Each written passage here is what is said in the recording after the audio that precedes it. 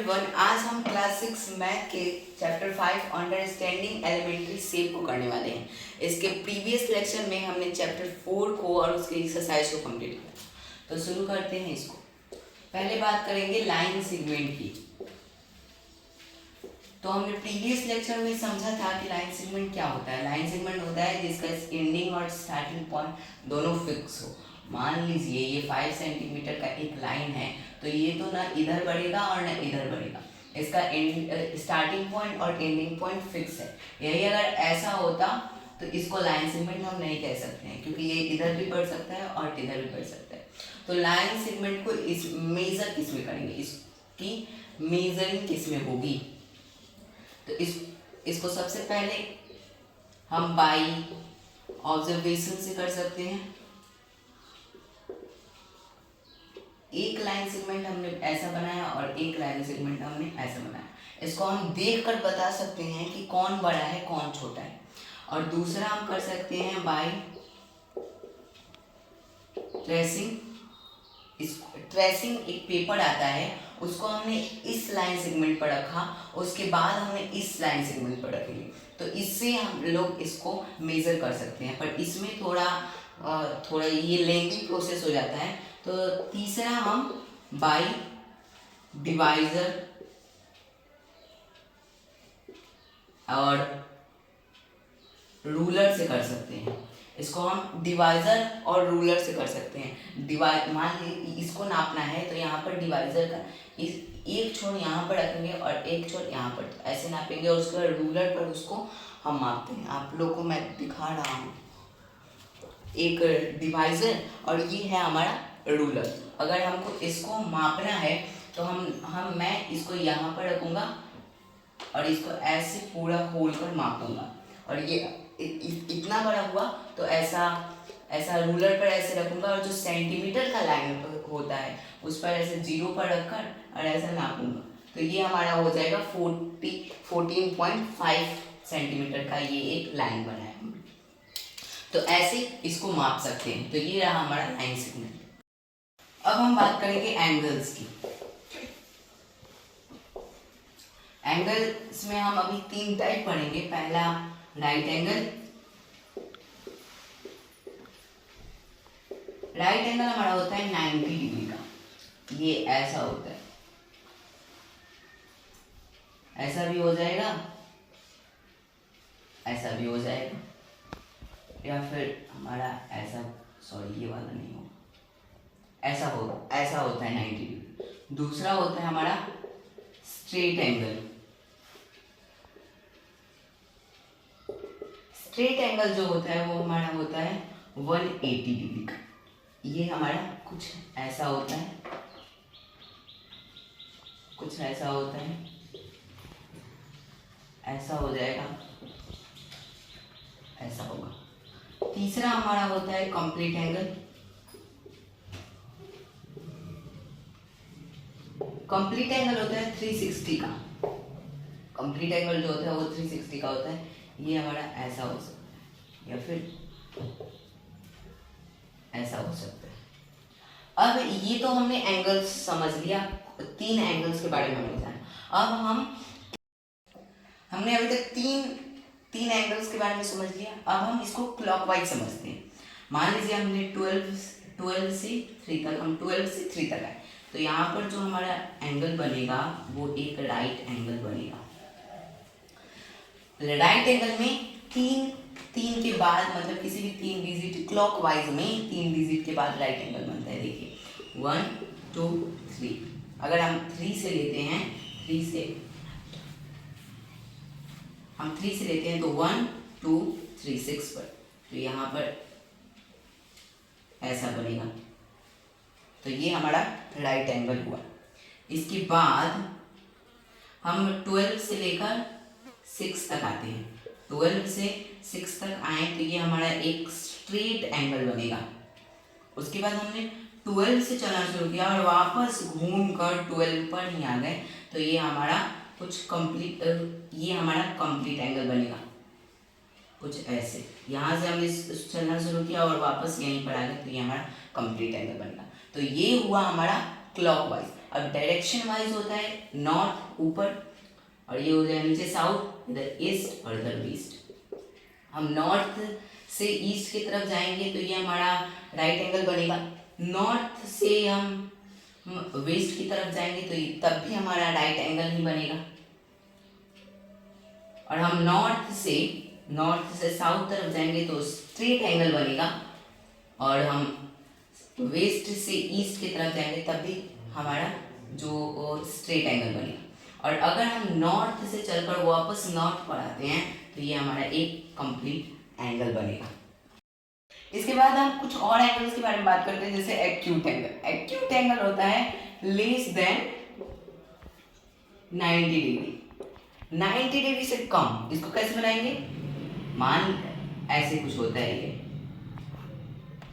इसको कैसे समझेंगे कि ये एक्यूट एंगल है? तो इसके लिए आप यहाँ पर इस पॉइंट से आप एक राइट एंगल कुछ ऐसा ड्रॉ करिए। और राइट एंगल से कम किधर भी आप बनाइए एंगल, मतलब इसके नीचे नहीं, इसके ऊपर ही, राइट एंगल से कम, तो ये हमारा एक्यूट एंगल हुआ। अब है ऑब्स्ट्यूट एंगल। ऑब्स्ट्यूट एंगल होता है more than 90 and less than 180। ये जो ऑब्स्ट्यूट एंगल होता है वो 90 से ज़्यादा होता है और 180 से कम होता है। ये कुछ ऐसा बनता है। यहाँ पर आप वापस से एक राइट एंगल ड्रॉ कीजिए और राइट एंगल से ज़्यादा, तो ये हमारा ऑब्स्ट्यूट एंगल हो जाएगा, ये वाला ऑब्स्ट्यूट एंगल। अब है रिफ्लेक्स एंगल। तो रिफ्लेक्स एंगल होता है more than 180 and less than 360।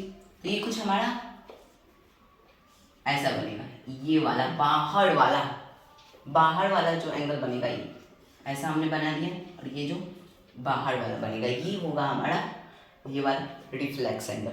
और हम राइट एंगल और स्ट्रेट एंगल और कंप्लीट एंगल की बात पहले ही कर चुके हैं। इसको मेजर करते हैं, इसकी मेजरिंग होती है बाय प्रोटेक्टर की हेल्प से इसकी मेजरिंग करते हैं। अभी हमने बात किया कि एंगल्स को प्रोटेक्टर की हेल्प से मापते हैं, तो हम अभी माप कर देखेंगे। ये है प्रोटेक्टर, अब इसको मापते हैं। ये जो है ना, ये 90 डिग्री का है और ये जो सीधा है ये स्ट्रेट एंगल है, मतलब 180 का है। तो इसको हम बराबर रख कर मापते हैं। तो हम इस सीधे वाले को ऐसे रखेंगे 90 के ऊपर। तो ये वाला जो एंगल, ये वाला जो स्ट्रेट लाइन है, ये देखिए 90 से गुजर रहा है, मतलब ये जो एंगल बन रहा है ना, ये 90 का एंगल बन रहा है। तो यहाँ पर हम लिखेंगे 90 डिग्री। ये हमारा कौन सा एंगल हुआ? Right angle. इसकी बात करते हैं अब। तो इसको ऐसे मापेंगे तो ये हमारा जो एंगल बन रहा है ये 50 का एंगल बन रहा है। ये जो हमारा एंगल बन रहा है ना, ये 50 का एंगल बन रहा है। और ये कौन सा एंगल बन रहा है? तो ये बन रहा है एक्यूट एंगल। अब इसकी बात करते हैं। तो इसको भी वैसे ही मापेंगे। तो यहाँ पर इसको रखा और ये जो एंगल आ रहा है, ये देखिए यहाँ पर 110 के ऊपर से गुजर रहा है। तो ये जो एंगल हमारा बन रहा है ना, ये वाला, ये एंगल बन रहा है 110 डिग्री का। तो ये जो एंगल है ये हमारा हो जाएगा ऑब्स्ट्यूट एंगल। ये वापस से हम एक्यूट एंगल का लेंगे एक एग्जाम्पल, क्योंकि यहाँ पर जो एंगल निकल रहा है ना, ये 60 और 50 के बीच से निकल रहा है। ऐसे भी होता है। तो यहाँ पर जो है ना, यहाँ पर काउंट करेंगे, यहाँ पर जो है वो इससे काउंट करेंगे। तो ये जो हमारा एंगल है ये हमारा 65 का है, क्योंकि हम ये जो एंगल है ये 5 पे निकल रहा है।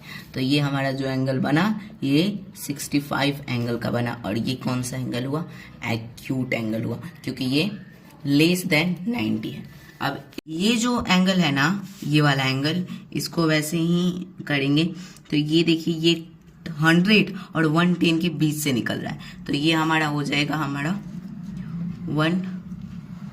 15 का एंगल। ये एंगल 15 का एंगल हो जाएगा और ये हमारा ऑब्स्ट्यूट एंगल बनेगा। तो ये हमने एंगल को मेजर कर दिया प्रोटेक्टर की हेल्प से। अभी हमने बात किया एंगल्स के बारे में, अब हम बात करेंगे परपेंडिकुलर लाइन।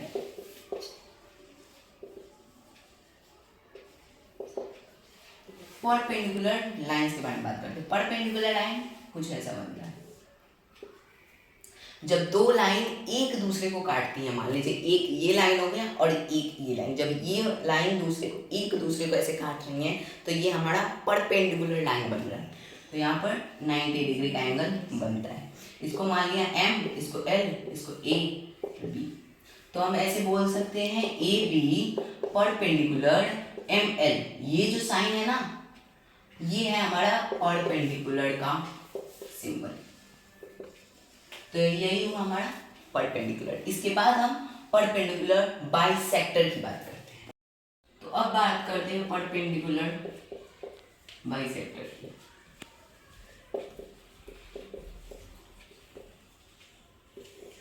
परपेंडिकुलर तो हमने जान लिया, जब एक लाइन एक दूसरे को काटती है, तो काट तो ये भी वाली लाइन रही है, ये भी वाली तो परपेंडिकुलर है, लेकिन परपेंडिकुलर बाइसेक्टर ये वाली लाइन नहीं है।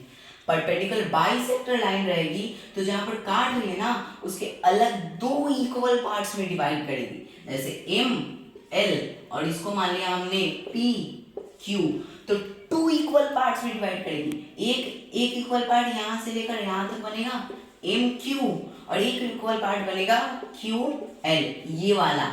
मान लीजिए ये परपेंडिकुलर लाइन यहाँ से काट रही है तो दो इक्वल पार्ट में डिवाइड करी, एक ये वाला पोर्शन और एक यहाँ से यहाँ तक और एक यहाँ से यहाँ तक, ये दो इक्वल पार्ट्स में डिवाइड कर रही। तो ये हमारा परपेंडिकुलर बाइसेक्टर होता है ये, और परपेंडिकुलर ये भी हो सकता है और परपेंडिकुलर ये वाला भी हो सकता है, पर परपेंडिकुलर बाइसेक्टर ये वाला और ये वाला होगा, ये वाला परपेंडिकुलर बाइसेक्टर नहीं होगा, ये परपेंडिकुलर हो सकता है।